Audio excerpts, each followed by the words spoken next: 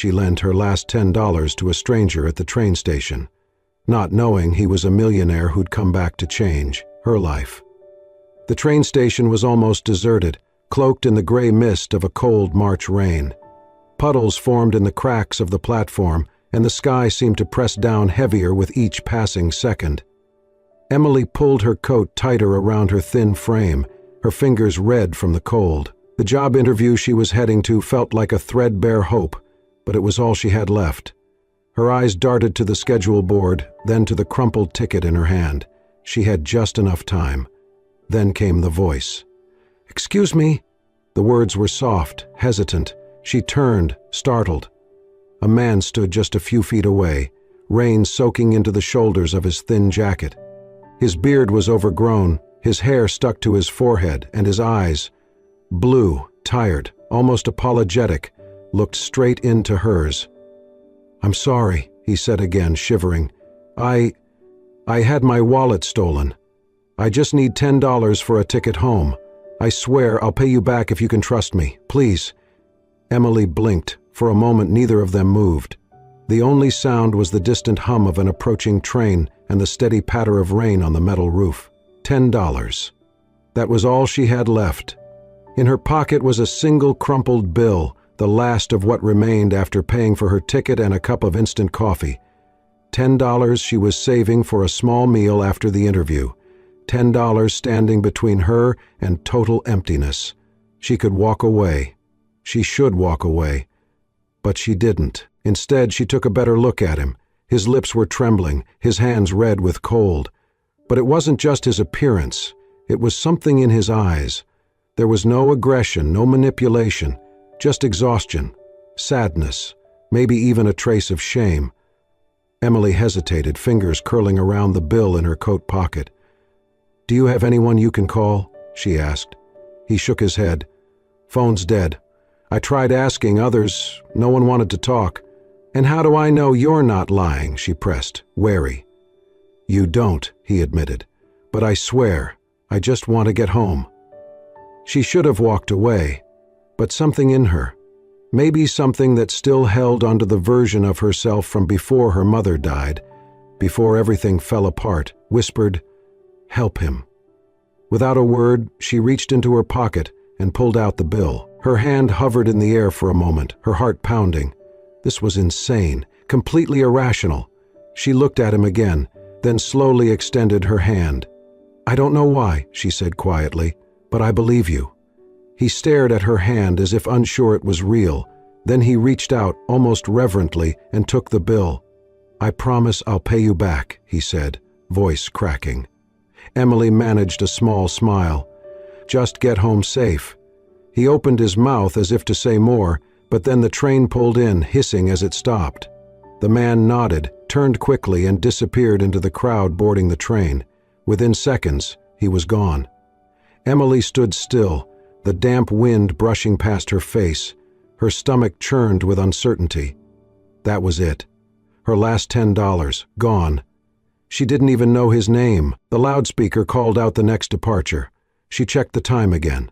Her train was next. Her chance. Maybe her last.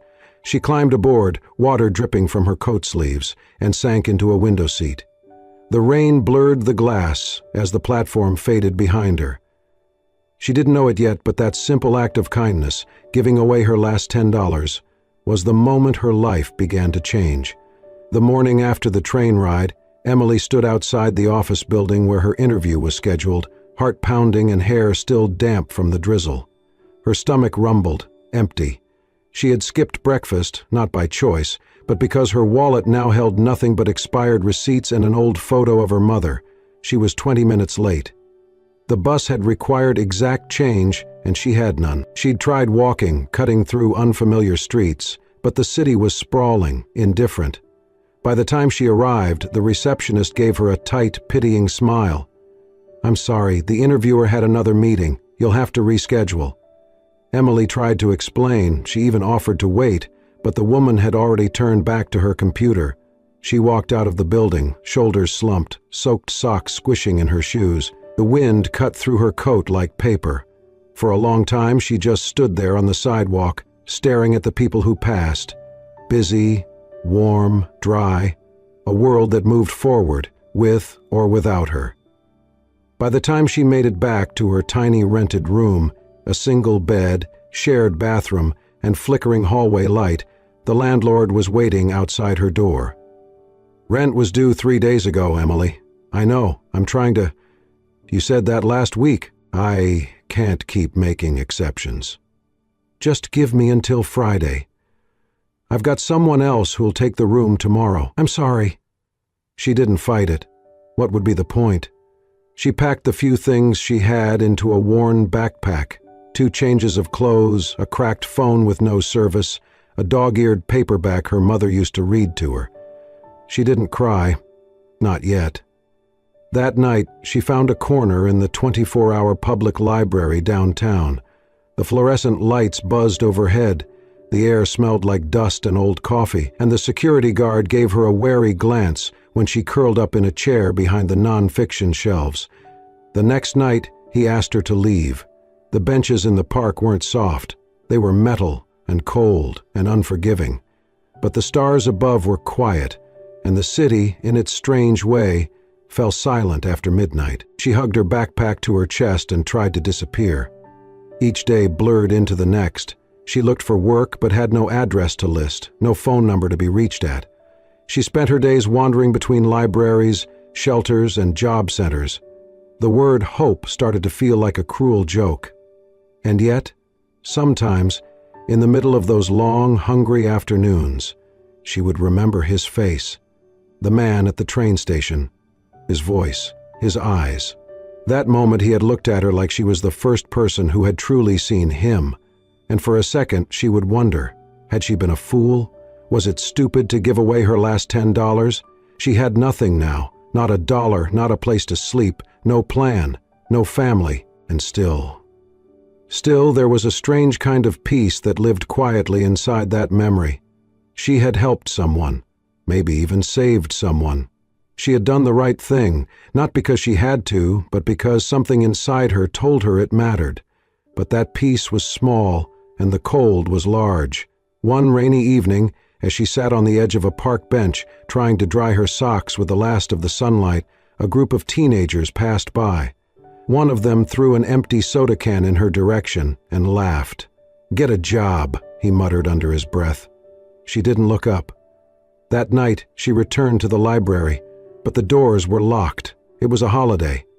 She wandered the streets until nearly midnight, then curled up in a bus shelter, shielded from the wind, but not the fear. That was the night she cried. Not loud, not with sobs, but with silent tears that ran down her cheeks and disappeared into the collar of her coat. She missed her mother's voice, her laugh, her warmth. She missed feeling safe, feeling known. Her stomach was empty, but the hollowness in her chest hurt more. When the sun rose the next morning, it found her still there, eyes swollen, hair matted, heart bruised. She had hit bottom. There was nowhere lower to go, and still she was breathing. It was a Tuesday morning when Emily met her. The park was unusually quiet, with only the occasional jogger cutting through the mist that still clung to the grass. Emily sat on her usual bench near the statue of a forgotten general, her knees drawn to her chest, her coat zipped all the way up, though it did little to block the cold that lived in her bones now. She hadn't eaten in almost 2 days. The ache in her stomach was dull but constant. She'd grown used to it, like the steady hum of a bad memory you can't quite silence. Then she noticed the woman.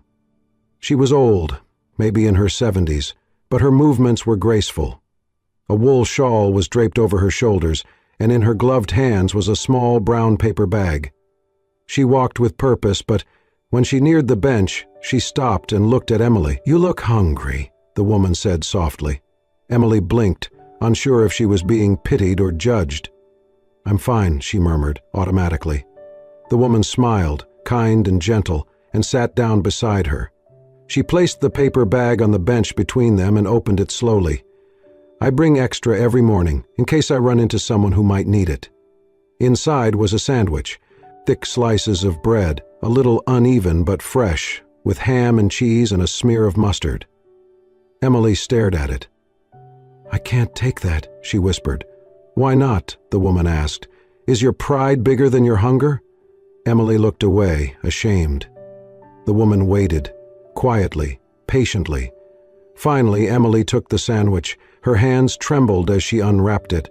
The first bite made her eyes sting. "Thank you," she said, barely getting the words out through the lump in her throat. The woman nodded. "There's a soup kitchen on Monroe Street, just a few blocks from here. They serve lunch, but they're always short on help. You look like someone who could use a warm place and a purpose." Emily looked at her. "You think they'd let me volunteer?" "Ask for Carol," the woman said, standing. "Tell her Ruth sent you." Then she walked away. Emily stared after her for a long time, then looked down at the half-eaten sandwich in her lap. Later that day, she found the soup kitchen. The building was modest, a faded brick exterior with a peeling sign that read Hope Table. Inside, the smell of vegetable soup and baked bread greeted her like an old friend. She asked for Carol.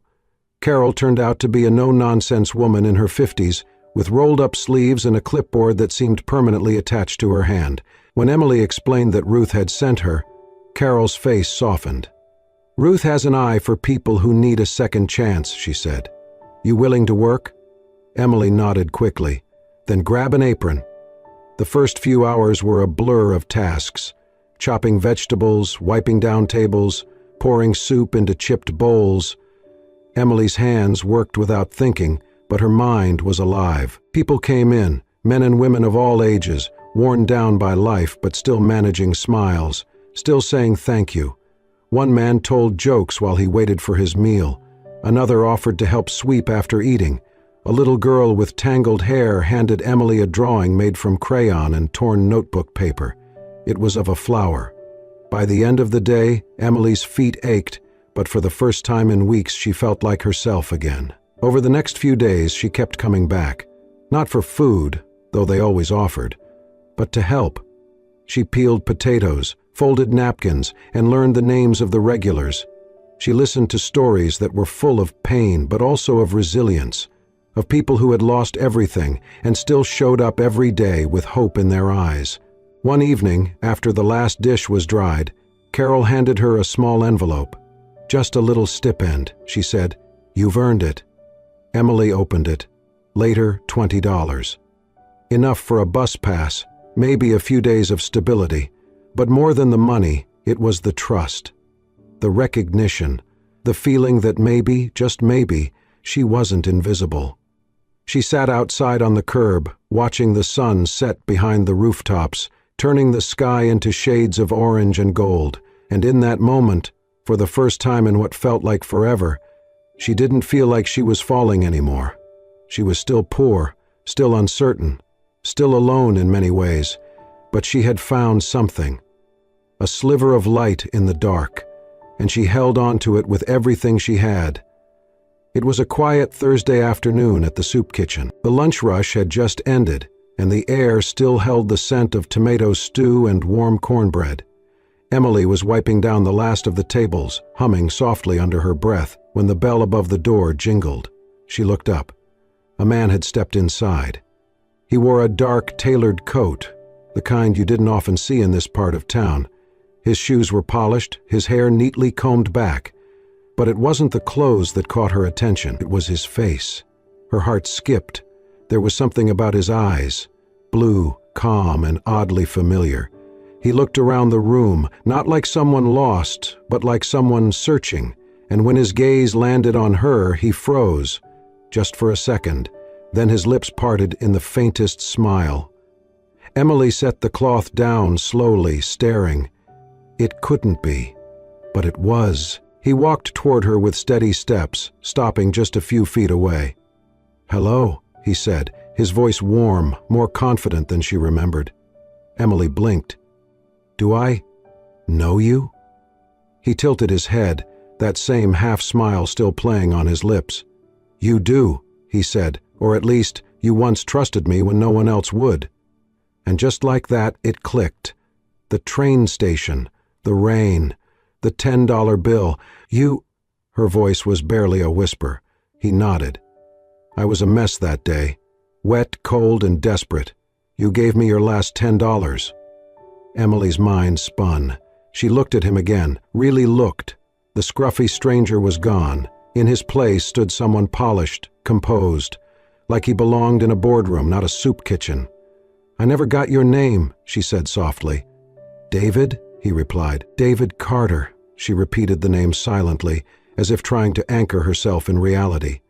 "I came back the next day," he continued, "but you were gone. I checked the station, the ticket counter. No one knew who you were. I didn't even know your name." I didn't think I'd ever see you again," she admitted. He smiled again, softer this time. "Neither did I, but I never forgot your face." Emily folded her arms across her apron, still stunned. "Why are you here?" "I was passing through the neighborhood and saw the sign, thought I'd stop in. Something told me I should." She wasn't sure she believed that. No one just walked into a soup kitchen in this part of town on a whim. Not dressed like that. David looked around the room. "You work here?" "I volunteer," she said. "Helps me keep my head above water." He nodded thoughtfully. "You helped me when I had nothing. I'd like to return the favor." She shook her head slowly. "That's not why I gave you the money." "I know," he said. "That's exactly why I want to." There was a long silence. Then he stepped closer, reaching into his coat. He pulled out his wallet, then hesitated. "I brought this," he said, handing her a crisp $10 bill, "to pay you back." Emily stared at it, then laughed. Softly, not mockingly, just with disbelief. She took the bill, fingers brushing his. "Thank you," she said. He wasn't done. "And more than that," he added, "I'd like to take you to dinner sometime, or coffee at least. There's something about you I haven't forgotten." Emily looked down at the bill in her hand, then back at him.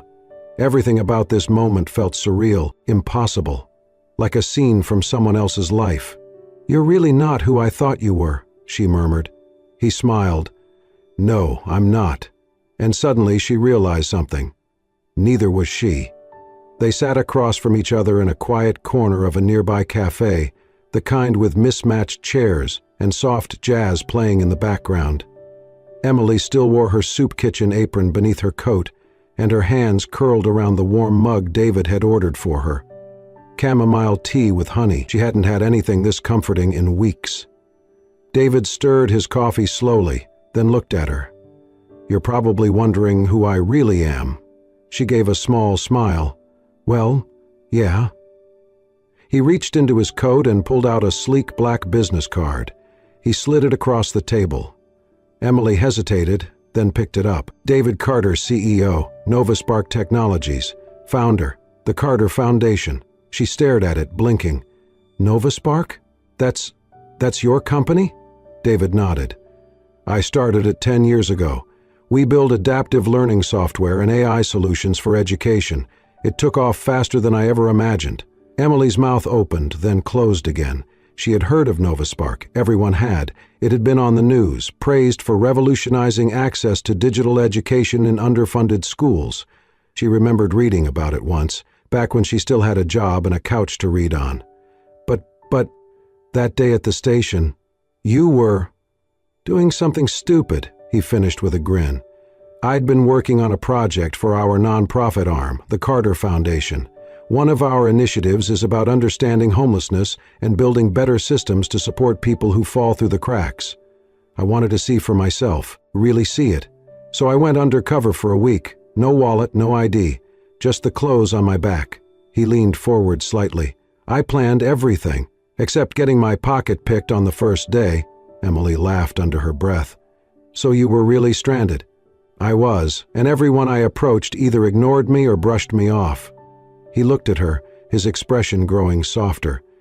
"Everyone except you." She felt a flush rise to her cheeks. "You didn't know who I was? You didn't ask for anything in return. You gave me everything you had, and then you just disappeared. That stuck with me." Emily looked down at the tea. "I wasn't trying to make an impression. Honestly, I thought I was being naive." "You weren't," he said firmly. "You were human. You were kind." He paused for a moment, choosing his words. "I've met people with money, power, and influence. But in that moment you showed more integrity than most of them ever will. That's why I've been looking for you. I want to offer you something, if you're open to it." Emily lifted her eyes. "What kind of something?" David leaned back in his chair, his voice steady. "I want you to work with us. Not at NovaSpark, at the foundation. We have programs that help people like you once were. Young, struggling, overlooked. We fund community-led projects, micro-entrepreneurship, social innovation, and we need people with heart. People who get it." She blinked, stunned. "But I don't have a degree. I don't even have a stable address." He smiled. "We've hired people with MBAs and people who've lived in tents. What matters is your story, your resilience, your willingness to help others when you had nothing yourself."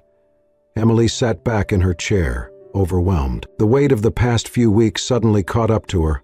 All the nights on benches, the hunger, the rejection, and now this. "You really mean it?" she whispered. "I wouldn't be here if I didn't." She swallowed hard. "What would I do?" "You'd start by learning, training. We'll get you settled, somewhere safe, with support. Then you'd work with one of our community teams, help shape programs, eventually maybe even lead one." For a long moment, Emily said nothing. The room seemed to fall away, leaving just the warmth of the tea in her hands and the quiet hope rising in her chest. "I don't know what to say," she murmured. "Say yes," he said, with a small, hopeful smile. "Let's change lives. Starting with yours." She looked at him, at the stranger she'd once helped without knowing a thing about him, and now sitting before her like a door she never thought would open. And somewhere deep inside, something began to shift, a belief that maybe, just maybe, she wasn't meant to stay lost. She took a breath. "Okay," she said, and in that moment, her life began to change. Emily's first day at the Carter Foundation felt like stepping into a different world, one she had only seen through glass before. The headquarters was nestled inside a renovated brick warehouse filled with light, laughter, and the buzz of collaboration. Young people bustled between desks and whiteboards, and walls were lined with stories, photos, and quotes from lives changed through the foundation's work. David introduced her to the team not as someone to be helped, but as someone bringing value. That alone changed everything. He didn't treat her like a charity case. He treated her like a peer, like someone with insight the world needed. Over the following weeks, Emily immersed herself in training. She learned about community planning, grant writing, social project design. She shadowed coordinators in the field, met with youth shelters, food banks, recovery centers. Slowly, the pieces of her confidence, long buried under doubt and fatigue, began to come back together. And then came the moment David handed her a slim folder. "Your own pilot project," he said. "Design something meaningful to you. We'll support it." Emily opened the folder and saw her proposal had already been typed up. A mobile soup kitchen. A van that could move between underserved areas, bringing hot meals and human connection directly to those in need, just like she had once been. The vision had come to her during one of her last shifts at Hope Table. She'd remembered the nights sleeping on benches, the shame of walking into fixed location shelters, the fear of being seen, but what if help could come to them instead? David believed in it. So did the board. The Carter Foundation funded the prototype. They gave her a small team, and they gave her trust. The first time she saw the finished van, painted sky blue with Open Hands Project written in gentle lettering across the side, she stood in the parking lot and cried. Her first night running the van, she drove to a park she knew too well, where she had once slept beneath a cracked statue. That evening she served over 100 meals. But more than food, she offered stories, hugs, names remembered. She listened, and as word spread, her program grew. In the quiet moments between planning routes and chopping vegetables, Emily found herself seeing David differently, not just as the man from the train station or the CEO who had changed her life, but as someone with a quiet, unwavering kindness. He never boasted, never reminded her of her past. He just showed up, with encouragement, with humor, with coffee when she was too tired to speak. Their connection deepened in soft, unspoken ways. A late walk after a community event, a shared laugh over a burned batch of cookies at the test kitchen. He listened like few ever had. She trusted him without even noticing she did. One Saturday afternoon, as Emily finished a community luncheon, she noticed a familiar figure seated on a bench beneath the trees. It was Ruth, the elderly woman who had given her a sandwich on one of her darkest days. Emily rushed over. "I've thought about you every day since. You saved me." Ruth smiled gently. "All I did was feed a hungry girl." They sat together, catching up, the way long-lost friends do, and then Ruth chuckled, patting Emily's hand. "I hoped you'd find your way to David." Emily blinked. "Wait, you know him?" "I should," Ruth said with a playful glint in her eye. "He's my son." The world tilted slightly. "You sent me to Carol? You knew exactly what you were doing?" Ruth nodded. "David told me about the girl who gave him $10 when he had nothing. I had to meet her. When I did, I saw what he saw. Someone with a heart too big to be ignored." Emily sat back, stunned. "All this time—" "It's funny, isn't it?" Ruth said. "How one small act of kindness can ripple into something bigger than either of you ever imagined." That night, Emily sat beside David on the foundation's rooftop garden, the city lights flickering below like distant stars. She told him everything. About Ruth, about the sandwich, about the moment she realized their paths had been intertwined long before either of them knew. David listened, then reached for her hand. "I used to think fate was just coincidence we gave meaning to," he said. "But meeting you, it changed that." Emily looked at him, really looked, and for the first time let herself believe in something bigger, that maybe her suffering had not been for nothing, that maybe every sleepless night, every loss, every tear had carried her here, to purpose, to love, to a future. And in that moment everything connected. The rain-soaked train station, the sandwich in the park, the soup kitchen, the blue van rolling through forgotten streets, it had all been leading to this, to her, becoming. The city was buzzing with the energy of early spring when David brought it up. They were walking through a community garden in the heart of downtown, where the Open Hands Project had recently partnered with a local shelter to provide meals and job training. Children laughed as they chased each other between rows of sprouting vegetables. Volunteers chatted over wheelbarrows of soil. David had been quiet all afternoon, a certain thoughtfulness in his eyes. As they reached the far corner of the garden, beneath the arching branches of a budding magnolia tree, he finally spoke. "Emily, I've been offered a new opportunity," he said gently. "We're opening a satellite office in New York. The foundation is expanding, and they want someone to lead the urban outreach initiative." She looked at him, heart pausing mid-beat. "You?" He nodded. "They asked me to take it, but I told them I wouldn't go without making you the same offer." Her breath caught. "You want me to go with you?" "I do," he said, "to help lead the next phase of Open Hands. We'd be able to reach more people, build on everything you've started, together." Emily didn't answer right away. She looked around, the garden, the people, the sun dipping just behind the rooftops. Her gaze fell on a young woman helping an elderly man sort seed packets. Someone Emily had met during her second week volunteering, when she herself was still unsure of where she belonged. This place, this city, it had held her through the worst of her life. It had watched her fall and then taught her how to rise. "I don't know," she said finally. "I love what we're building here. These people, they were the first to believe in me, to make space for me." David nodded, not with disappointment but understanding. "I thought you might feel that way. I'm not saying no," she added quickly. I feel like I'm supposed to keep sowing roots here a little longer. There's still work to do." "I know," he smiled, his voice soft.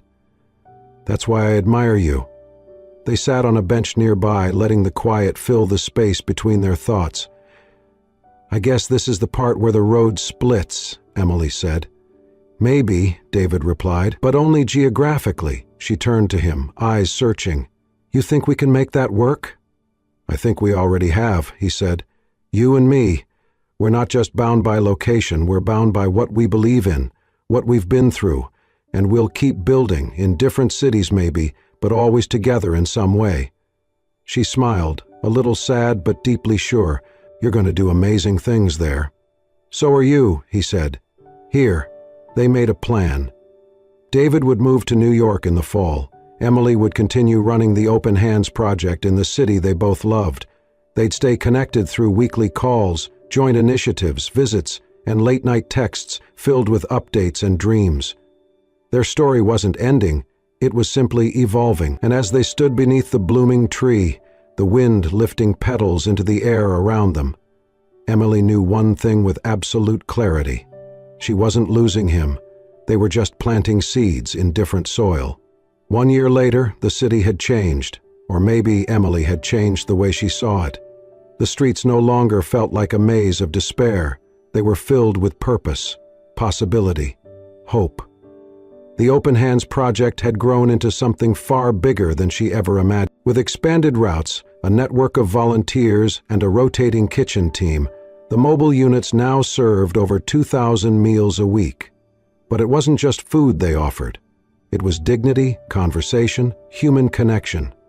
The national press had caught wind of the program, and last month she'd flown to Washington, D.C. to accept an award on behalf of the team, a national recognition for innovation in community outreach. As she stood at the podium, lights flashing and cameras clicking, she remembered the bench she once called home, the sandwich from a stranger, the $10 she thought she'd lost forever.